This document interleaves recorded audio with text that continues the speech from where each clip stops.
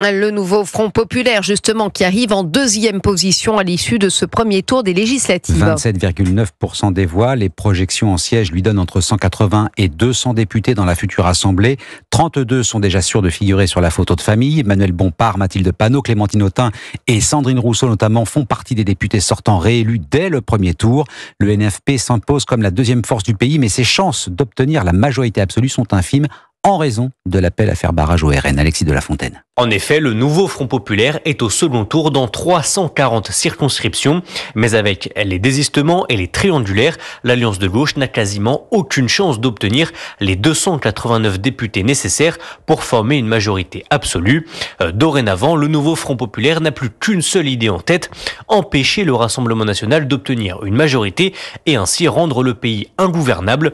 Pour cela, Jean-Luc Mélenchon prône la disparition du bloc central hier soir, place de la République à Paris. Il n'y a plus dans ce pays d'échappatoire à un choix fondamental. Nous y sommes, c'est eux ou nous, il n'y a rien au milieu. Enfin, pour tenter tout de même de sauver quelques sièges insoumis comme celui de François Ruffin, quasiment voué à basculer au Rassemblement national, Jean-Luc Mélenchon espère obtenir de la majorité présidentielle le désistement automatique de ses candidats en faveur de ceux du nouveau Front populaire. Alexis de la Fontaine du service politique d'Europe 1.